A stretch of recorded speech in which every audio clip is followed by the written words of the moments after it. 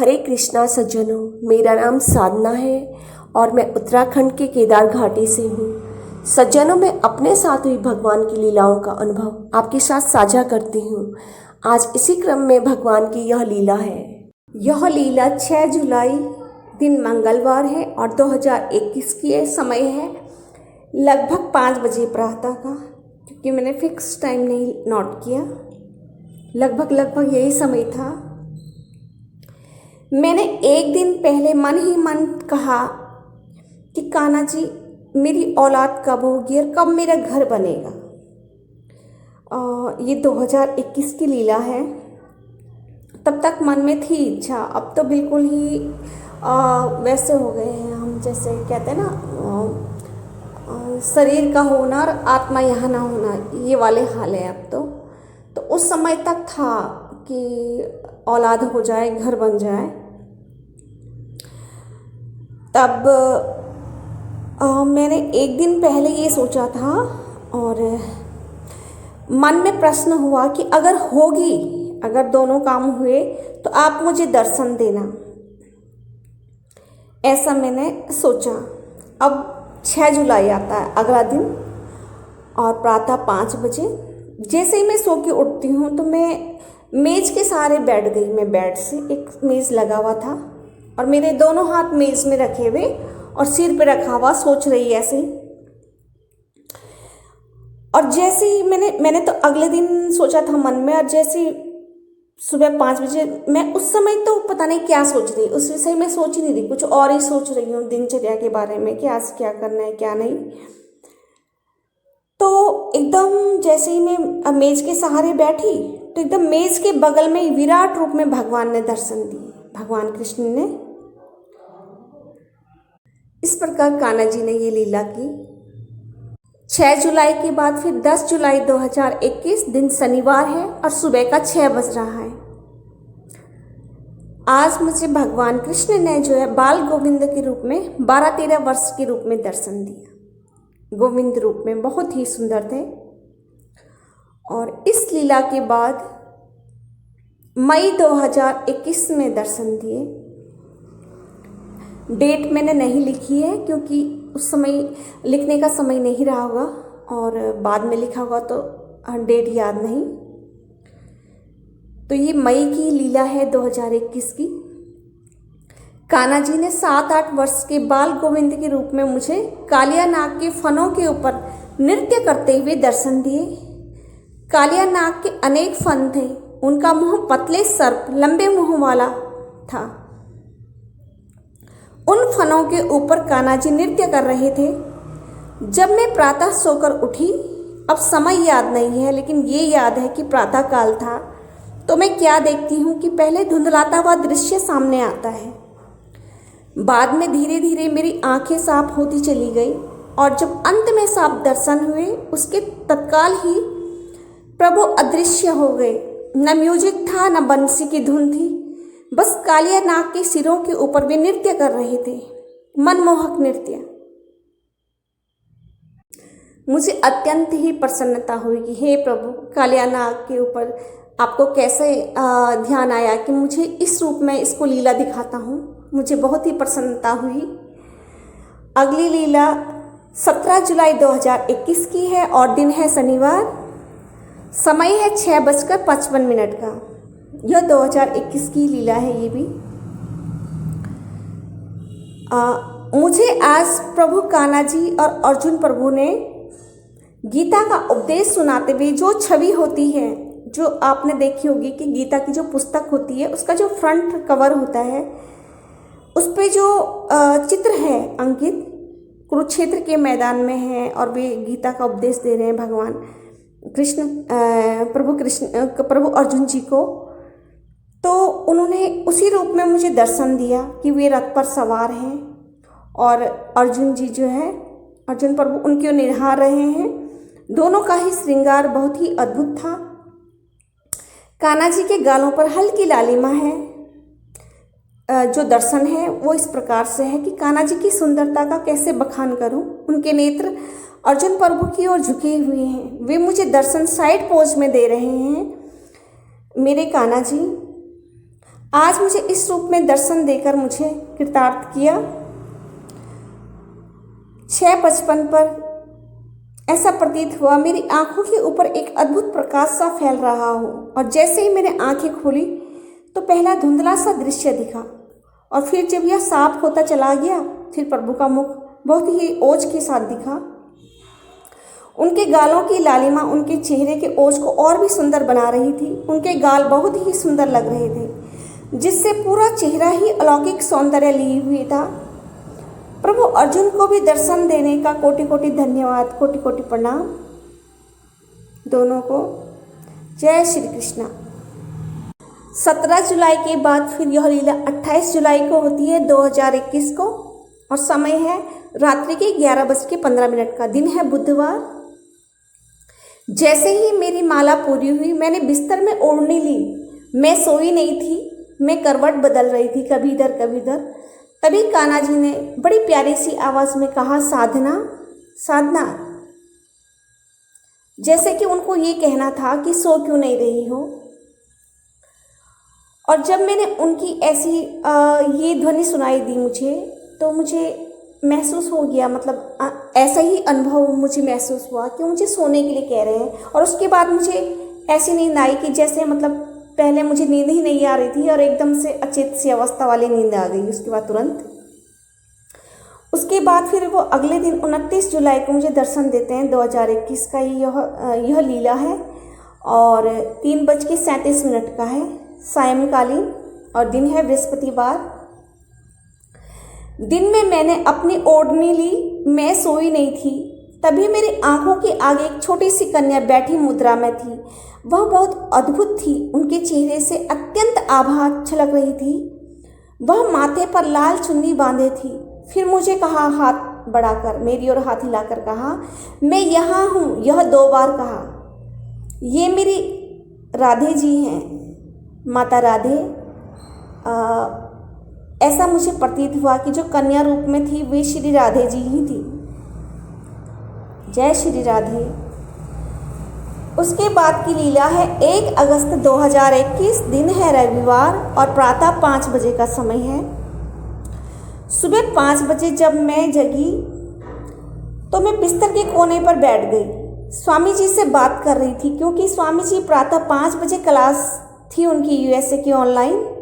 और तभी मेरे बैठे बैठे मेरी आंखों के आगे एक दृश्य आया कि प्रभु कान्हा जी पेड़ पर चढ़ रहे हैं, और माता राधा जी हैं जो, वे उनको देखकर उन्मुक्त हंसी हंस रही है।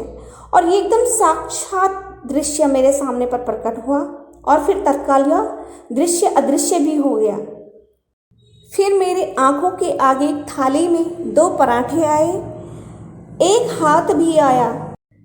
उस हाथ ने एक पराठा उठाते हुए बोला कि एक पराठा तुम अपनी थाली में ले लो। कल रात मैंने कान्हा जी के लिए 2 पराठे बनाए थे। मैंने स्वामी जी ने कोई पराठा नहीं खाया था, क्योंकि हम लोग बहुत कम ऑयल लेते हैं। और आज प्रातः साक्षात ये घटना घट गई, ये लीला, कि वे कह रहे थे लीला में कि एक पराठा तुम ले लो अपनी थाली में। इस प्रकार से यह साक्षात लीला थी। जय श्री राधे। हरे कृष्णा, हरि बोल। उसके बाद की यह लीला है 2 अगस्त 2021, दिन है सोमवार, और प्रातः 5 बजे से पहले की यह लीला है, लगभग 4:45 बजे की है। आज प्रातः मैं जल्दी जग गई। मेरे आगे एक दृश्य आया। शिवलिंग पर चेहरा बना हुआ था, चारों ओर फूल पत्तियाँ, और उस चेहरे का श्रृंगार कर रही थी। उस चेहरे रूपी काले शिवलिंग को गेंदे की माला पहनाई हुई थी। अत्यंत आकर्षक शिवलिंग था, जैसे मानो अद्भुत। आजकल सावन है, मुझ पर महाकाल की ऐसी कृपा बरसी कि एक दिन पहले मैं ऐसा सोच रही थी। शिवलिंग, दरअसल मैंने बहुत सारे शिवलिंग बनाए थे माटी के, और वो मैंने इन्हें देख के बनाए थे, जो महाराज जी हैं, क्या नाम है इनका, देवकीनंदन ठाकुर जी महाराज। तो वो भी मुझे बहुत अच्छे लगते हैं। उनका जो होता है ना सत्संग, तो कई बार वे भगवान कृष्ण के रूप में भी आते हैं मेरे स्वप्न में, तो मुझे अच्छे लगते हैं वो। तो उनको मैंने माटी से बनाते हुए देखा कि वो शिवलिंग बना रहे हैं। तो फिर मैंने कहा, पार्थिव शिवलिंग कहा उन्होंने कि ऐसे ऐसे बनाया जाता है और इसके ये लाभ हैं। तो मैंने मन ही मन सोचा कि मैं भी बनाऊंगी। और जो मेरा ऐसा थोड़ा सा मेरा भाई है ना, जो थोड़ा सा छोटा वाला, जो अभी जिसके थोड़े से ऐसे चल रहे हैं ग्रह खराब, तो मैंने कहा इसका फल है भगवान। मैंने हाथ में जल लेकर और संकल्प किया कि हे भगवान, इसका फल मेरे भाई को जाए, मतलब उसकी बुद्धि ठीक कर दो। और मैं तो खैर स्वयं के लिए कभी कुछ मांगती नहीं हूँ। 2021 तक हृदय में था कि औलाद हो जाए, मकान बन जाए। अब तो खैर ऐसी कोई भावना ही नहीं है, लेकिन उस समय था। तो फिर उस समय मैंने ये कहा कि भगवान मेरे भाई की बुद्धि ठीक कर लो। और मैंने हाथ में जब संकल्प लेके जल छोड़ा, उसके बाद मैंने ये शिवलिंग तैयार किए। 500 शिवलिंग एक बार तैयार किए और 121 या कुछ मैंने तैयार किए। लगभग मैंने 700 शिवलिंग बनाए थे माटी के, पार्थिव शिवलिंग। और उस समय बहुत भव्य भव्य भगवान ने मुझे दर्शन दिए। भोलेनाथ ने कभी चमकता शिवलिंग नीलवर्ण का, कभी कैसे, कभी वो स्वयं मारे हैं गौरा के साथ, गौरा माता के साथ, और कभी वे कैलाश में स्वयं को दिखा रहे हैं चमकती आभा के साथ, कभी नंदी महाराज जी के साथ दिख रहे हैं। तो ऐसे उन्होंने स्वप्न में तो अनेक मतलब दर्शन तो मुझे स्वप्न में दिए। तो फिर मैं इतने शिवलिंग बनाते बनाते मेरे मन में ऐसे अपने आप ही ऐसा आया, क्योंकि अधिकांश जैसे ये विधर्मी लोग होते हैं ना, तो वो भ्रमित करने के लिए, हिंदुओं को भ्रमित करने के लिए गंदी गंदी बातें कहते हैं शिवलिंग के विषय में। तो ऐसा मैंने सुना था कि ऐसा ऐसा होता है, ये गलत चीज़ बता रहे थे। तो बनाते समय पता नहीं मेरे हृदय में ऐसे अचानक से वो उनकी गलत बात याद आ गई विधर्मियों की, कि देखो ना ये हमारे शिवलिंग के लिए क्या क्या कितने गंदा गंदा बोलते हैं। और जबकि मैंने पूर्व में ही सुन लिया था कि नहीं ऐसा नहीं है, तो प्रतीक के रूप में है और ये है, इसका अर्थ ये नहीं है। उस समय मैं भली भांति अपने आप को मतलब समझा रही थी कि ऐसा नहीं है, इसका अर्थ ये है, ये मुझे समझ आ रहा था। फिर भी भगवान शिव को ये बुरा लगा होगा। तो जैसे ही मैं ये पार्थिव शिवलिंग बना रही थी, उस समय सावन का माह चल रहा था और मैं अकेले अकेले बनाती थी इन सबको। स्वामी जी नहीं बनाते थे, क्योंकि स्वामी जी को क्लास लेनी होती थी। स्वामी जी मिट्टी लेकर आए थे और उसमें जैसे शहद मिलाना और हल्दी मिलाना, ये सब मैं ही काम करती थी। और बेलपत्र चढ़ाना और पूरा उनको सही शेप देना, ये सारा मेरा ही वर्क था। तो जब मैं इतने सारे शिवलिंग बनाती तो मन में कभी अच्छा आता तो कभी कभी गलत भी आ जाता कि देखो ना ये कितने गंदा गंदा बोल रहे हैं। तो भगवान शिव को क्रोध आ गया मुझे देख के। तो उन्होंने साक्षात उसमें जैसे ही मैं बना रहे थे, उन्होंने आग से दिखा दी मेरी आंखों के आगे पे, बार बार आग दिखा रहे थे। जब भी मैं ऐसा सोचूं कि विधर्मी लोग कितना गंदा सोचते हैं, तो वो एकदम से आग प्रकट कर रहे थे मेरी आंखों के आगे पे बार बार। तो मैंने कहा हे भगवान, मैं ऐसा गलत क्यों सोच रही हूँ, क्यों आ रहा मेरे दिमाग में ऐसे कि मुझे ऐसे नहीं सोचना है। तब भगवान ने मुझे क्या दिखाया, मैं खुद आश्चर्य में पड़ गई कि देखो भगवान ने मुझे दिखाया कि क्या है, मतलब शिवलिंग का क्या है वास्तविक स्वरूप। तो मैंने ये कहीं पढ़ा भी नहीं है, ना लिखा हुआ पढ़ा सुना कभी आज तक, ना किसी महाराज ने कभी ऐसा कहा।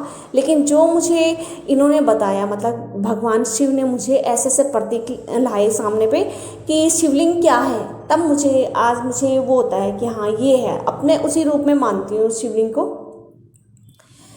तो सबसे पहले भगवान शिव ने क्या किया, ऐसा शिवलिंग मेरे सामने पे लाया कि जिसके ऊपर वाला भाग होता है जो लंबा सा, वो नहीं था, उसमें सिर्फ ओम सा बना हुआ था वो शिवलिंग। जो निचला भाग होता है वो शिवलिंग था, तो ऊपर वाला भाग उसमें नहीं टिका हुआ था तब तक। फिर भगवान ने क्या किया, शिव जी अपने हाथ से क्या कर रहे हैं कि पहले उन्होंने इस तरह का शिवलिंग रखा मेरे सामने पे, उसके बाद उन्होंने जो उसके ऊपर जो भाग उसमें जो ज्वाइंट किया उन्होंने बाद में।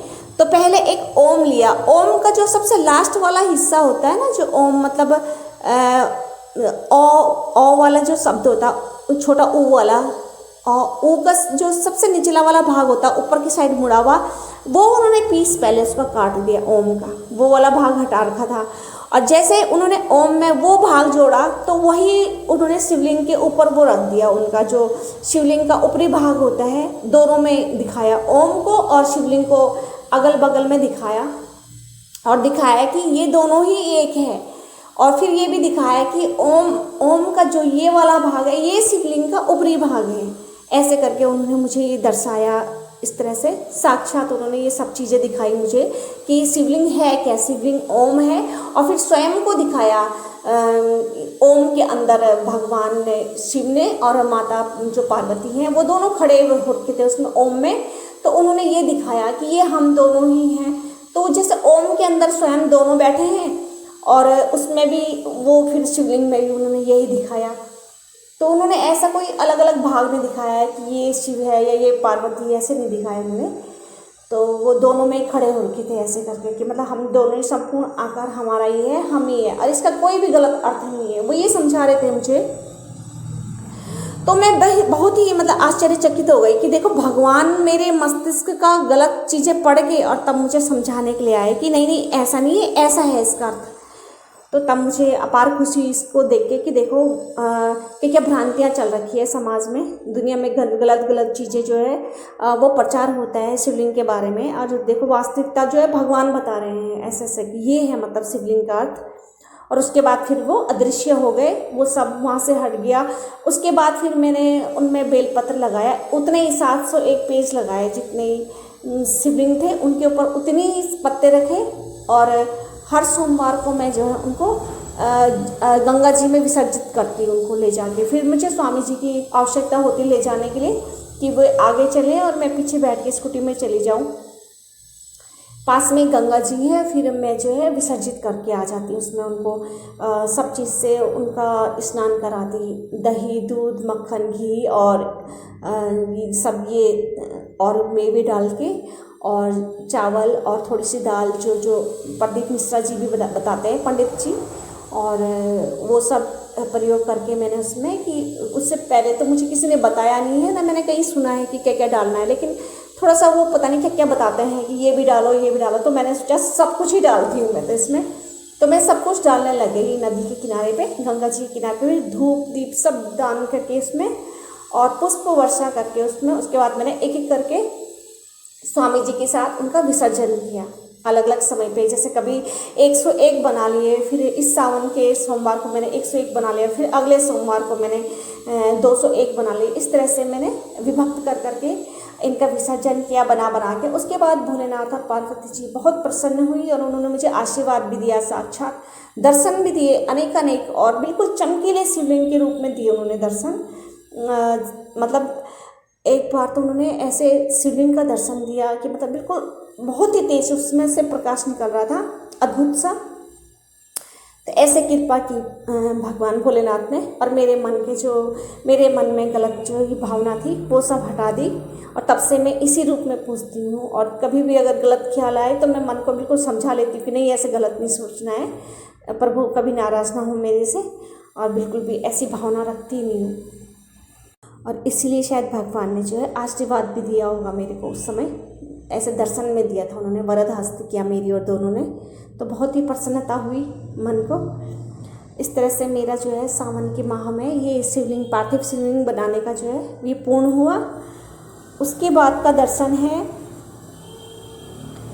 10 अगस्त 2021 का दिन है और मंगलवार है। समय है सुबह का 5 बजे। ये अधिकांश लीलाएं प्रातः काल में करते हैं मेरे साथ, क्योंकि इन्हें मुझे जगाने के लिए आना होता था। मैं सोती ही रहती थी और फिर ये जगाते थे। तो जब मैं जग के उठती थी तो पहले ये खुद को धुंधला दिखाते हैं और उसके बाद ये साफ करते चले जाते हैं अपने आप को, और फिर कुछ सेकंड रह के और फिर अदृश्य हो जाते हैं। कभी बात करनी हो तो कर लेते हैं, अन्यथा मात्र दर्शन देके अदृश्य हो जाते हैं। अधिकांश लीलाओं में ऐसे ही करते थे। कुछ लिखी हैं मैंने इसमें, कुछ नहीं लिखी हैं। जो जितनी थी बीच में पढ़ रही हैं, शायद मैंने नहीं लिखा है, क्योंकि बहुत ही कम दिन होते हैं जब मतलब लीला नहीं होती, कोई सही दिन होता है ऐसा बहुत कम। और जब ये अन्य तारीख नहीं पड़ रही है, इसमें डेट नहीं आ रही है, तो इसका अर्थ ये है कि मुझे समय नहीं मिला लिखने का। तो वो सब लीलाएँ हट गई हैं और छूट गई हैं, तो वो मैं भूल भी गई हूँ, कुछ याद ही नहीं रहता, क्योंकि नित्य दिन जो है नई लीला होती रहती है, भगवान की कृपा है। उसके बाद ये लीला है 9 अगस्त 2021 को हुई कि हम दोनों जो है पति पत्नी भद्राज मंदिर में गए थे, मसूरी के नीचे जो पास में स्थित है। और फिर हमने दर्शन किए 9 अगस्त को।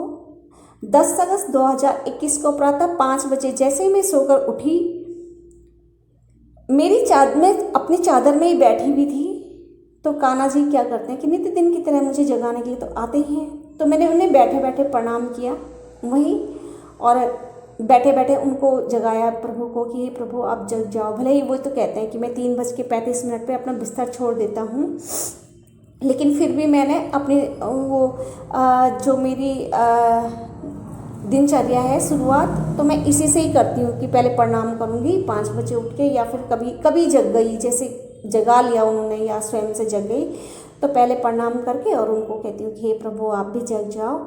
तो मैं ऐसे ही व्यवहारिक कहती हूँ, हालांकि मालूम है कि वो 3:35 पर उठ चुके हैं, क्योंकि उन्होंने स्वयं मुख से बोला है अपने। और उसके बाद मैं उनको सुप्रभात कह के अपनी दिनचर्या शुरू करती हूँ। तो तभी मैंने देखा कि भगवान कृष्ण, जो कि आपने पुराना वाला सीरियल देखा होगा, कृष्णा सीरियल, उनका किरदार निभाया था सर्वदमन बैनर्जी जी ने, तो वो उनके रूप में आते हैं। आज सिर्फ मुख का दर्शन दिया, सिर पर मुकुट धारण किए हुए थे, पूरे चेहरे का साज श्रृंगार था, मात्र मुकुट से चेहरे तक ही दर्शन किए हुए थे। तो ये दर्शन देके हुए जो है बिस्तर की चादर के ऊपरी भाग में उन्होंने मुझे ये दर्शन दिए, और तत्काल जैसे ही मैंने ध्यान से देखा तो वे अदृश्य हो गए।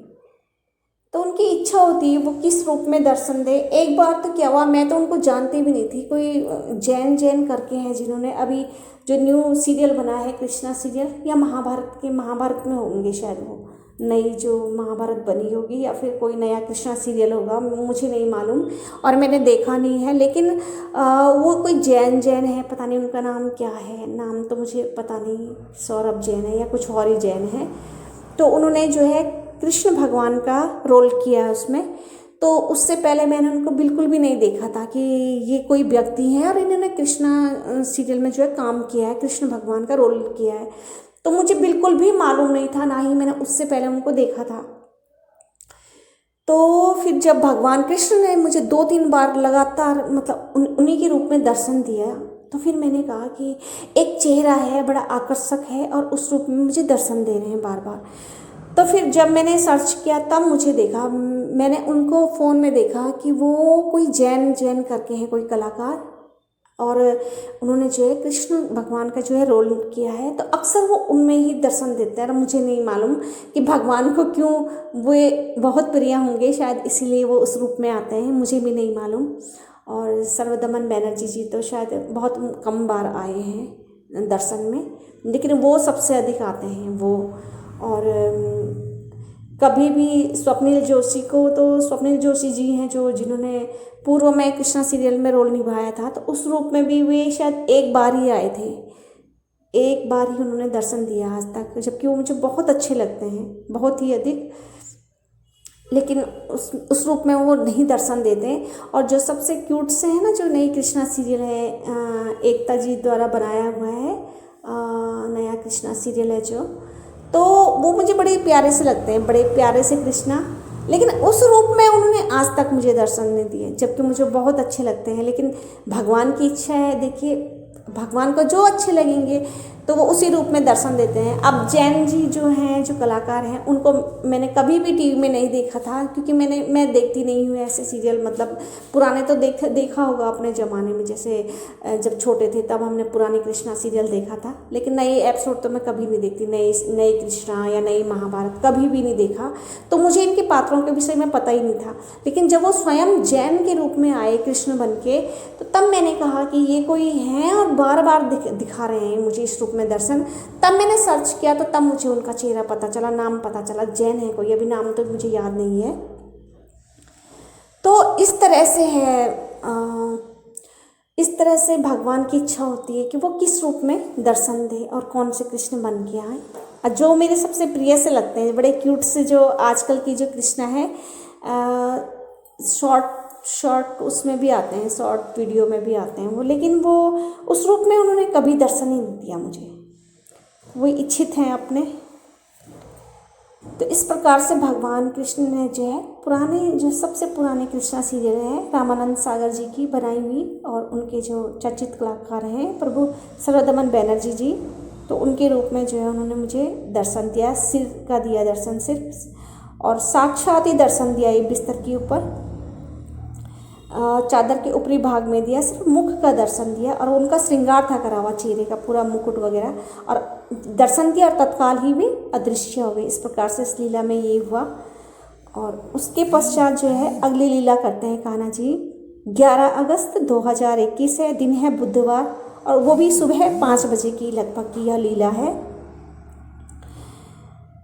कान्हा जी 10 अगस्त 2021 को जब 5 बजे प्रातः दर्शन देकर चले गए थे, तब मैं बहुत प्रसन्न थी, और सायंकाल को मैंने मन ही मन में कहा कि हे मेरे कान्हा जी, आजकल दर्शन तो दे रहे हैं लेकिन राधे जी दर्शन नहीं दे रही है। तो आज क्या होता है कि प्रातः अगले दिन जब 11 अगस्त हुआ 2021 का, और प्रातः 5 बजे जैसे ही मैं सोकर उठी, तभी मैंने देखा साक्षात शेर पर बैठी हुई शेरा वाली माँ मुझे देखकर मुस्कुरा रही थी, और उन्होंने लाल रंग की साड़ी श्रृंगार किया हुआ था, अत्यंत सुंदर थी। वे तत्पश्चात अदृश्य हो गई, मुझ तुच्छ को दर्शन देकर मुझे कृतार्थ करके चली गई। जय माता की। आजकल माता रानी के दिन हैं, नवरात्रि के चल रहे हैं, और उस समय उन्होंने मुझे दर्शन दिए। तो ये सब एक ही हैं, और मेरे जो गुरु महाराज जी हैं उनको तो पता ही नहीं है कि मैं उनकी शिष्य बनी हुई हूँ। मन ही मन में मैंने उनसे कभी दीक्षा नहीं ली है, दीपक पुनीर महाराज जी से, लेकिन वे अंतर्यामी हैं, वे सब कुछ उन्हें पता रहता है। जैसे बिल्कुल बागेश्वर धाम की तरह है ना, जो धीरेन्द्र कृष्ण शास्त्री महाराज जी हैं, बस ये लगा लीजिए कि उनसे ऊपर के ही हैं, नीचे के नहीं हैं। वो बहुत मतलब बहुत ही वो है साधक, बहुत बड़े साधक हैं, और उन्हें हर चीज़ पता रहती है, हर चीज़। तो मैं उनको मन ही मन में मतलब गुरु मानती हूँ। उनसे कभी मैंने ऐसे ऑफिशियल तरीके से कभी गुरु दीक्षा नहीं ली। तो उन्होंने कहा था एक बार अपने प्रवचन में, मैंने टीवी में देखा उनको प्रवचन देते, तो उन्होंने कहा कि जो तुलसी जी हैं तो वो साक्षात जगदम्बा है, भवानी भगवती, और उन्होंने जो है अपना अंश पृथ्वी में ये छोड़ के गई हैं तुलसी के रूप में। तो और जो ये है बेलपत्र है, ये हर तरह के बता रहे थे कि ये किस चीज़ का प्रतीक है, और जो ये है आंवला है वो सरस्वती जी का अंश है जो आंवला है, और जो ये है आग के लिए भी कह रहे थे कि वो उनका अंश है, किसी के लिए कह रहे थे, वो मुझे अभी याद तो नहीं है। लेकिन तुलसी का उन्होंने कहा कि ये माता पार्वती का अंश है, ये पृथ्वी पे जो ये तुलसी है। तो फिर मैंने सोचा कि शिव जी की पत्नी तो पार्वती जी हैं, और लेकिन तुलसी पत्नी है भगवान कृष्ण की, तो ये ऐसे कैसे हैं। तो फिर मेरे मन में संशय था इस तरह से, मैंने कहा कैसा होता होगा, अंश तो है उनका, लेकिन ये ऐसे लीलाएं रचने के लिए किसी के साथ जोड़े में कोई से भी आ जाते हैं बन के, लेकिन हैं सब ये एक। तो फिर कुछ समय पहले की बात है कि मुझे अगले दिन तुलसी जी को माला चढ़ानी थी, पता नहीं क्या था, एकादशी था ये न जाने क्या था, कुछ व्रत था उस दिन। तो मैंने कहा कि देखो मैं दुर्वा को तो चढ़ाऊँगी माला एक, और एक मैंने कहा मंदिर के लिए ले आना माला, और मैंने स्वामी जी को कहा कि मैं सबको मोगरे की माला पहनाऊंगी। तो स्वामी जी ने कहा अगर मोगरे की मिलेगी ठीक है, नहीं तो मैं गेंदे की ले आऊँगी या गुलाब की। पहले तो मैंने कहा गुलाब की ले आना, क्योंकि लाल पुष्प बहुत पसंद करती है माता रानी, मैंने ऐसा सुना है। तो फिर स्वामी जी ने कहा कि मैं गया था, गुलाब की भी नहीं मिली, और जो है ये मिली मोगरे की। तो फिर मैंने कहा ठीक है 3 ले आना आप, एक मंदिर के लिए, एक दुर्वा के लिए, और एक तुलसी के लिए। तो दुर्वा तो मैंने इसलिए लगा रखा है क्योंकि हम लोग पूजन करते रहते हैं, पूजा में दुर्वा का प्रयोग तो होता ही है। फिर हम सोचते हैं कहीं अशुद्धि हो, काम भटकेंगे हम, इसलिए घर के गमले में ही लगा देंगे। तो दुर्वा हर वक्त जो है हमारे पास अवेलेबल रहेगी, तो फिर हम यूज कर लेंगे। और इसका महत्व भी बताया था महाराज जी ने कि दुर्वा जो अमृत वंशा है, ये अमृत से ही पैदा हुई है जो दुर्वा है, इसलिए भगवान गणेश को ये प्रिय है। तो इसलिए ही मैंने ये गमले में लगा रखा है ये दुर्वा भी साथ में। तो मैंने कहा जब वहाँ पे तुलसी जी का पूजन करेंगे तो फिर दुर्वा जी तो नाराज़ हो जाएंगे कि मतलब हमें नहीं वो कर रखा है, मेरा नहीं पूजन कर रहे। तो फिर मैंने कहा कि ऐसा करना, दुर्वा के लिए भी ले आना आप माला की, ठीक है। फिर हमने दोनों को चढ़ाई। यहाँ पे मंदिर की अलग थी। तो माता रानी को पहले से पता रहता है, भगवान को सबको पता रहता है कि एक अगला स्टेप क्या लेने वाली, तो पहले ही एक्टिविटीज़ कर लेते हैं। ऐसा मतलब खुशी जाहिर करेंगे कि अच्छा ये मेरे लिए ऐसे कर रही है, ये माला पहना रही है, तो पहले ही दर्शन दे देंगे मुस्कुरा के। तो वही भगवान आते हैं जिनके विषय में हम सोच रहे हैं।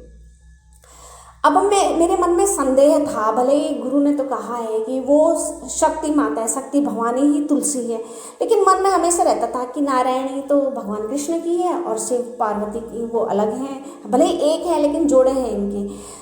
तो फिर मेरा संदेह खत्म करने के लिए भी माता रानी क्या करती है कि सुबह सुबह उस दिन जिस दिन मैंने उनको माला पहनानी थी, वो शेर में सवार होके आ जाती है और बिल्कुल तुलसी के ऊपर ऐसे मुझे दर्शन दे रही कि मैं ही, मतलब वो तुलसी भी मैं ही हूँ, शक्ति भवानी।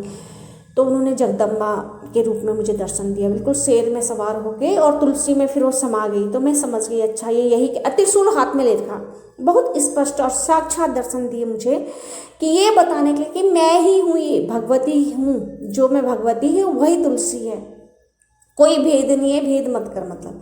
तो ये समझाने के लिए उन्होंने दर्शन दिए, क्योंकि मैंने उस दिन माला पहनानी थी उनको।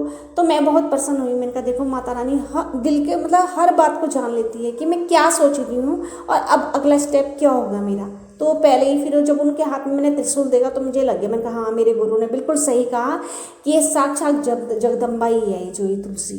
तो ये सत्य है कि तुलसी जो है पार्वती ही है, वही वो है नारायणी, एक ही है ये सब।